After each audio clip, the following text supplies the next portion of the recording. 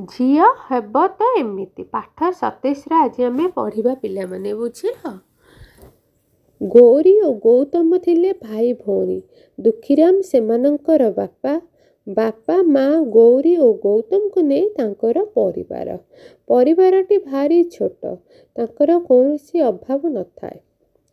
बुझिले पिला माने गौरी और गौतम थिले दुई जन भाई और भौणी।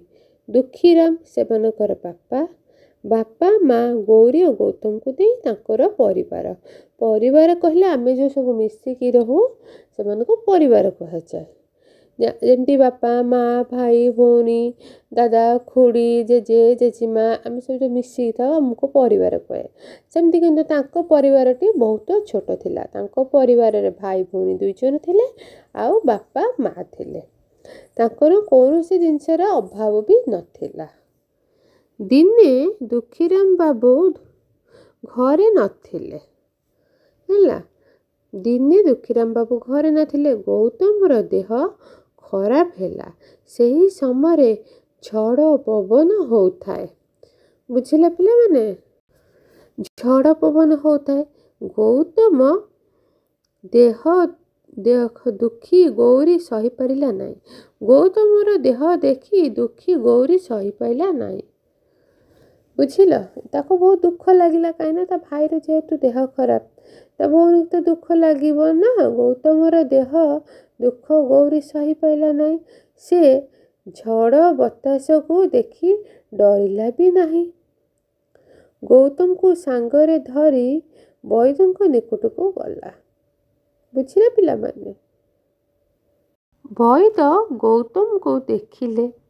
वैद्य माने पिला माने डॉक्टर। आगुरु डॉक्टर को आमे वैद्य कहूतिलो कि एबे भी आमे कहूछु कोन डॉक्टर। रविवार ठारू शनिवार जाए 7 दिन पाई औषध देले।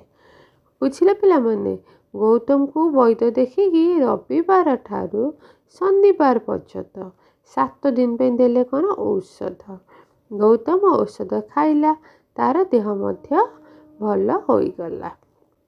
गौरीर दुस्साहस देखी लोक माने ताकू बा कले सभे कहले झील हेब तो एमिति। बुझिपाइल पिला माने सब बड़े साहाଯ୍य कराब करी बसी देखिल केमती ता भाई की न डरी वर्षा तोफान को घर बाहरी ता भाई की डॉक्टर पाखु को नहीं ता भाईर देह पूरा भल करदेला। तो झील हेब तो एमिति। पिले माने तुमको गप केमिति लगिला मते निश्चिंत कमेंट जनइब। किंतु मो मन भारी दुख तमे माने समस्ते देखुच किंतु केही भी सब्सक्राइब करून पिले माने सतबा बहुत दुख लगुची। तो निश्चित सब्सक्राइब करिब लाइक करिब आ गोटे कमेंट मते दब मते बहुत भल लागिब। आज एतिकी bye bye. I love you.